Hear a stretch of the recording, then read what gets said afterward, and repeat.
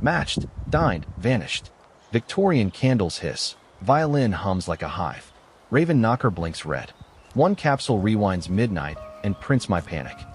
The swipe that started it all. My name is Carter Wells. I am 29, born in Denver, and I have the dating record of a broken vending machine. Sometimes snacks drop, sometimes sparks, mostly disappointment. Yet on Tuesday night a new match flashed across my phone. Madeline Grace, 30, auburn hair and loose curls. A grin sharp enough to cut ruts in memory.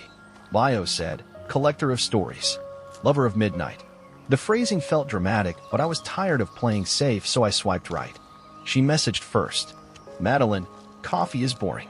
Meet me for the kind of dinner you never forget. Me, bold opener. Where? Madeline, an address near the river. 7 tonight. We're something you can move in. Move in? That should have been my first red flag, but boredom is a convincing devil. I ironed my only decent shirt, sprayed cologne that always made me sneeze, and drove across town. 8:02 p.m. The address turned out to be a tall Victorian squeezed between empty warehouses. Every window glowed warm gold, like a lantern waiting at the end of the world. An antique brass knocker shaped like a raven greeted me at the door. Madeline opened before I used it. Same grin, same curls, even brighter eyes. Carter, right on time. She stepped aside. No shoes past the threshold. Inside smelled like cedar and something sweeter that I could not name. A chandelier dripped crystal over a table set for two. Real candles, no LED fakes. A violin played from somewhere unseen. Nice playlist, I said. No speakers, she replied. Live. Then she called down a hallway, hold that note, Pierce. The violin paused, then slid into a softer melody. We ate risotto so black it looked like ink. She poured wine I could not pronounce. Conversation flowed. Travel. Childhood chaos. She admitted an obsession with urban legends. I admitted nothing interesting at all, too busy watching the way candlelight danced across her cheekbones. 9:07 p.m. First odd thing. Every so often she glanced at the grandfather clock behind me, then at a small notebook by her plate. She wrote a single number, closed it, smiled again. I asked what she was jotting down. Moments, she said. The world is made of them. Blink, and they vanish. 9:32 p.m. Second odd thing. The violin stopped mid-note. A door slammed somewhere upstairs. I flinched. She did not. Just Pierce, she said, voice silk calm. He is temperamental. She raised her glass. To choosing adventure over comfort. We clinked. My phone buzzed in my pocket. Unknown number. I ignored it. Buzzed again. I checked. A single text. Leave now. I looked up. Madeline watched me read. Her smile did not fade. Everything okay? She asked. Work. I lied. 10:01 p.m. Third odd thing. She invited me to see her collection. Led me down a spiral staircase to a basement lined with display cases. Inside them, antique cameras, cracked compasses, tarnished rings, half-melted candles fixed to silver plates, and photographs. Thousands of them pinned to cork. Each showed the same house. This house. Different seasons. Different years. Always the same. She stepped close. Whispered, every object holds a story. Tonight I had yours. Glass shattered above. A yell. Male. Then fast footsteps on the floorboards overhead. Her grin widened. It is time, she said. Time for what? I never found out. Because panic finally overruled curiosity. I bolted, up the stairs, past the deserted dining room, toward the nearest window. She did not chase. She laughed. 10:14 p.m. I smashed through the glass and landed hard on wet grass. Sirens erupted as if summoned by my heartbeat. When I glanced back, she stood framed in broken panes, candle glow curling around her like wings. And that is only how the night began. 10:15 p.m. to 10:47 p.m. Blue lights washed the lawn. Two cruisers skidded to the curb, officers already unholstering flashlights. I stumbled toward them, palms cut, shirt ribboned with glass. Help, there's someone inside. But when we turned, the Victorian stood dark and silent. No glow, no broken window, no violin mournful in the night. Just boarded shutters and a chain across the door thick with rust. The senior cop, surname Ruiz, studied me, then the house. Place has been vacant 6 years, he said. City condemns it tomorrow. My protest turned to gravel in my throat. Madeline's lantern palace was gone, as though it never burned. They searched anyway. 2 officers climbed the sagging porch and pried a plywood sheet. Just spiraled out. No candles, no table, no spiral stairs. Only warped floorboards and the smell of mold. They radioed in. Nothing here but raccoon droppings. Sarge. Ruiz eyed my bleeding palms. Sit. Paramedics are coming. I shook my head. I'm fine. Not with glass in your arms, you're not. He took my ID, scribbled notes. You live 22 miles away. How'd you end up here? Date, I managed. With a ghost? One brow climbed. Look, people dump unwanted lovers. They don't conjure entire mansions. Go home, sleep, and quit trespassing. I might have argued, but the notebook in his hand froze me. Leather, raven embossed, exactly like Madeline's. Where had Ruiz found it? He tucked it under his arm. Confiscated. Evidence of break-in. I wiped blood on my jeans, thinking of the numbers Madeline wrote. Moments. Mine. Now in police custody. 11:12 p.m. to 12:38 a.m. My car wouldn't start. Hood dented from the glass jump. Ruiz offered a ride to the nearest 24-hour mechanic. I declined. Pride is a lousy shield, but the alternative was sitting beside that notebook. So I walked. 3 miles to a rundown service station, glowing sodium orange. A lone attendant dozed behind bulletproof glass. While the tow truck groaned down the road, I scrubbed dried blood from my arms in the restroom sink. Something sharp pressed my rib cage. Inside my jacket lining, an unfamiliar Polaroid. It showed me and Madeline at the candlelit table, our wine glasses mid-toast. Timestamp printed beneath. 10:07 p.m. / capture 33. Capture 33? How many moments had she collected? I flipped the photo. A message in neat ink. Blink and they vanish. 1:05 a.m. to 1:44 a.m. Phone buzzed. Unknown number again. How many moments did you trade for that scream? Cold rippled the length of my spine. I typed back. Who is this? Bubbles appeared. Disappeared. No reply. 2:17 a.m. That cursed minute. The service station lights flickered. The fridges rattled. For a heartbeat, the attendant's reflection blinked out, though the man himself remained motionless. When the hum returned, a small black object rested beside the microwave burrito warmer. Madeline's brass raven knocker, no door attached, beak stained crimson. I backed away. My heel struck something. Another Polaroid slid from under a snack rack. My face again, but this time eyes sealed shut, head tilted as if listening to a distant violin. Timestamp, 2:17 a.m. / capture 46. 46? I had been there less than 5 hours. 3:30 a.m. Tow truck finally clanked in. The driver, Ronnie, a friendly giant, hooked my Honda. Happens, he said, nodding to the splintered glass. You hit a deer? Something like that. I climbed into the cab. My phone vibrated once more. You should have kept your eyes closed, Carter. Pierce hates retakes. I glanced at the rear view. In the gloom behind us, the attendant stood by the pumps, but his reflection in the marked glass wall still hadn't come back. 4:42 a.m. Ronnie dropped me at my apartment. Before he drove off, he handed me an envelope.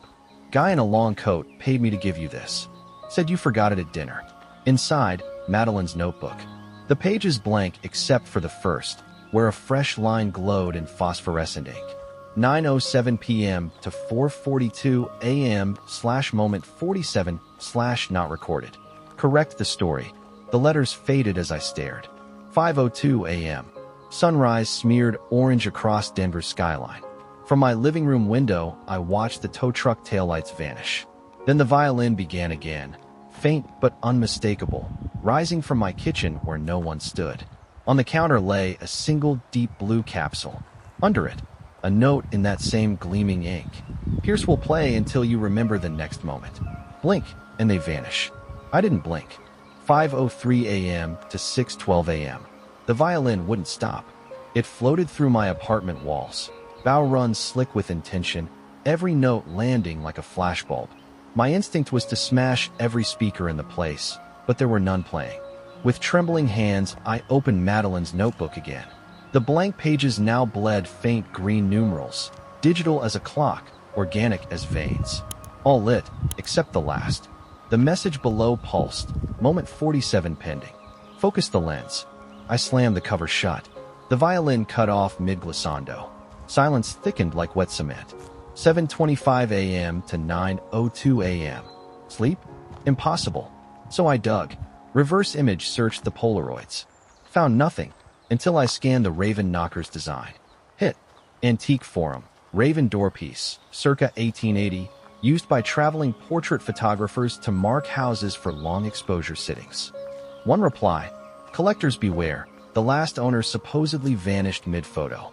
Another thread mentioned a violin prodigy named Pierce Anderland who disappeared in the 1980s while touring immersive photography salons. Every witness reported hearing music long after the concert ended. Photographer, violinist, collector, Madeline. The puzzle corners touched. 10:48 a.m. While the tow shop replaced my windshield, I borrowed Ronnie's hotspot and mapped Denver for condemned Victorians. Only one matched the Riverside lot, and city records said it finally faced demolition today at noon. If a house can vanish overnight, would a wrecking crew even find it? I had to see. 12:03 p.m. to 12:41 p.m. I arrived to clangs of steel and diesel. Excavator perched like a hungry insect over splintered beams. Yet nobody moved. Workers stood transfixed, hard hats tilted toward the studs. I pushed through. On the sole intact wall a projection flickered, black and white film of last night's dinner. Me, Madeline, the wine. The footage looped, but each repetition degraded scratches, jump cuts, burned frames, until only static hissed. Foreman muttered, projector came from nowhere. Power's dead, but that thing runs. I spotted a metal reel spinning on the floor, feeding invisible light. Each rotation scraped red across the emulsion, erasing me cell by cell. Moment 47 pending. Correct the story. I grabbed the reel. It scorched my palm. The image blinked out. Workers snapped from their trance, suddenly unaware why demolition had paused. I pocketed the scorched reel and ran before explanation strangled me. 1:53 p.m. to 3:10 p.m. Ronnie dropped me at my place. Violin again soft, coaxing. On my couch sat a vintage field camera, bellows intact, lens gleaming. A gift tag. Pierce prefers new film. Madeline's notebook lay open beside it. Page 47 now smelled of developer fluid. Blank rectangle waiting. Caption pre-printed, Carter's retake. I hurled the camera. It split but did not break. Inner workings too heavy, too alive. Beneath the shattered casing, dozens of tiny glass negatives clinked onto the carpet. Each held a miniature face, mine caught mid-terror. Every negative was numbered 001, 046. One slot remained. 3:48 p.m. to 4:19 p.m. Phone buzzed. Unknown number, this time video call. I answered. Madeline's face filled the screen, lips inches from the lens. Behind her flickered rows of photographs pinned like moths. Blink and they vanish, she sang. Violin escorted her words. But you, Carter, you keep your eyes wide. Let's finish your sitting. She angled the camera. Pierce stood behind her, bow poised over strings of a violin made entirely of mirrors. Each reflective sliver glinted my own image staring back. Madeline whispered, moment 47 begins, now. My living room lights popped. The field camera reassembled itself, bellows stretching toward me like a lung ready to inhale. Lens irised open, an eye without mercy. In its glass I saw the foreman's crew freeze again, the Victorian rebuild grain by grain, the policeman's notebook pages rewriting, Madeline's grin spilling through timelines like ink through water. The shutter clicked. Black. If a photograph steals the instant you understand the trap, what do you trade to steal it back? For 20 p.m. to 4:23 p.m. The shutter snap should have been a sound. Instead it was a pull, as if gravity flipped and I fell forward without moving. Everything inverted. Walls unfurled into negatives, color drained into silver. When the whirl stopped, I stood in a corridor made of overlapping photographs, floorboards cobbled from black and white portraits, ceiling stitched from sepia skies. Each step crackled like thin glass. On every wall the same label burned. Archive 047 Carter Wells unfinished. For 26 p.m. I touched one frame. My fingertips sank through, wet and freezing, into an image of myself frozen mid-panic. Cold bled up my arm. My heartbeat stuttered. I yanked free. Ink dripped from my skin, forming a new caption on the floor, do not smear the moment. For 38 p.m. Footsteps behind me, soft, deliberate. I turned and met a boy of maybe 12, dressed in a century-old school uniform, eyes dull silver. He held a handheld exposure meter. Pierce, I asked. He shook his head. Assistant, he said, voice echo flat. I log frame errors. He pointed to a cracked portrait, me at the dinner table, wine glass fractured across my grin. You glitched here. Too much self-doubt. He produced a brush dipped in developer and swiped the crack. It sealed instantly. Stop resisting, and we can finalize your print. I backed away. Where's Madeline? He aimed the meter at my chest. Needle slammed into the red. Overexposed, he muttered. She won't like that. For 51 p.m. I ran. The corridor looped, images shifting like deck shuffles. Each turn served a fresher slice of my life.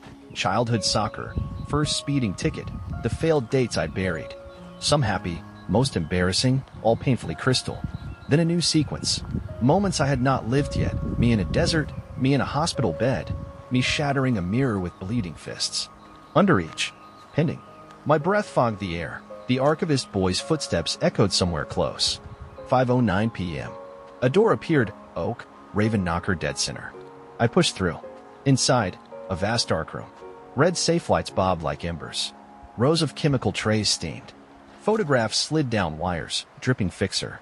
At the far end stood Madeline, sleeves rolled, guiding a giant sheet, the size of a movie screen, through a final wash.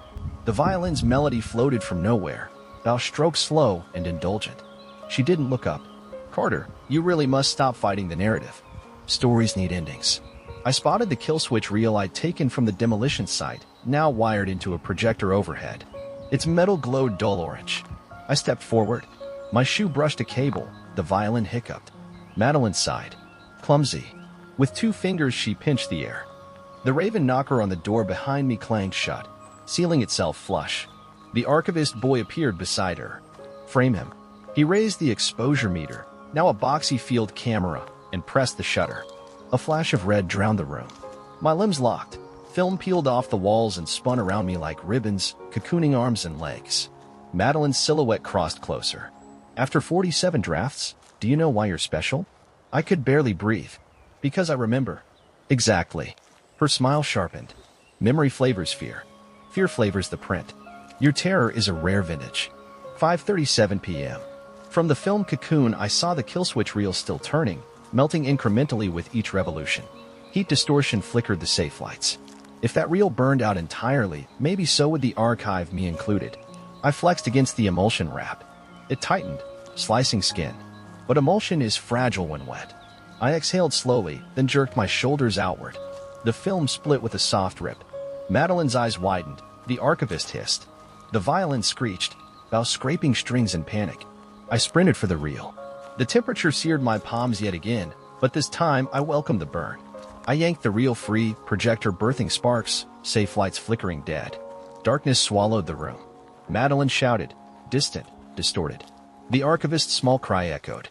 I groped along walls of hanging prints until my fingers found an exit frame, a photograph of an empty street at dawn. I dove through. 11:11 p.m. I hit solid asphalt. Real air, real night sky, Denver skyline twinkling. The scorch-marked reel lay by my side, edges cooled. No violin, no red light. Yet every window on my street now shimmered with latent images, ghostly stills of me bolting across negatives. Each faint caption read, 48/Carter-Wells/in progress. The camera world hadn't collapsed. It had spilled out. In the gutter a new blue capsule waited, glinting under the street lamp. Next to it, a single Polaroid developed itself, lines crawling onto blank film. Blink, and the city vanishes. Keep your eyes open, Carter. M. The capsule hissed as it disappeared down the storm drain grating. But the relief felt fake, like muting a song that keeps playing in your head. I still heard the faint echo of a violin string. I retreated to the Denver rail yard with one goal: hide or crush Madeline's reel before the loop could reboot. Decommissioned boxcars loomed like rusted mausoleums. I pried open an empty hopper, jammed the reel deep into its brake housing, and hammered the panel shut with a coupling pin. For 30 heartbeats, the world stayed ordinary. Crickets chirped. A distant semi rumbled. Then, every yard floodlight surged on, blazing circles of white across steel and gravel. At the far fence stood the archivist boy, silver eyes catching every glare. He raised his exposure meter, its needle smashed into the red. Metal doors groaned open. From each car stepped a pale duplicate of me, chalk numbers scrawled across their shirts, 01 through 46. Faces sunken, skin flickering like underexposed film. Frame 47 rejected, the archivist intoned. Capture 48 commences. Subject, Carter-Wells Prime. The copies converged. Their touch stole memories, first-grade field day, grandma's perfume, the taste of my earliest kiss. Each vanished flash left a cold hollow in its place. I scrambled up a ladder onto a container roof. Below, the doubles marched with zombie precision. Wind whistled between cars. I leapt gaps until number 29 lunged, grabbing my wrist. His desperate eyes weren't blank like the others. "Break the violin," he rasped. "Shatter the note. Free us." Then he lost balance and crashed into ballast, exploding into curling negatives that spiraled skyward. His chalk number burned away midair. I spotted the tower where Piers played his mirrored violin, its notes driving the clones like a metronome. Madeline stood beside him, notebook glowing verdant. "Every second I survived," she scribbled. I vaulted one final container, seized the tower ladder, climbed into the glare. The archivist's camera clicked rhythmically, each shutter making my limbs heavier. On the platform, the mirrored violin caught moonlight, reflecting infinite terrified versions of me. Madeline purred, "Stop resisting, Carter. Some art demands sacrifice." I swung the coupling pin. Pierce parried with his bow, which shattered. Shards sliced my palm. Blood splattered the violin's mirrored face, distorting all those tiny Carters. The violin squealed, a wrong note so sharp every clone below twitched. I smashed down again, severing 3 strings. The instrument fractured. A shockwave rippled across steel. Pierce disintegrated into silver dust, carried off by night wind. Madeline shrieked. Ink geysered from her notebook, letters liquefying. She stumbled, dissolved into a smear of shadow that evaporated in the spotlight. 45 remaining clones burst into film confetti, drifting upward to spell E&D against the floodlights before scattering. The yard lights died, plunging everything into honest darkness.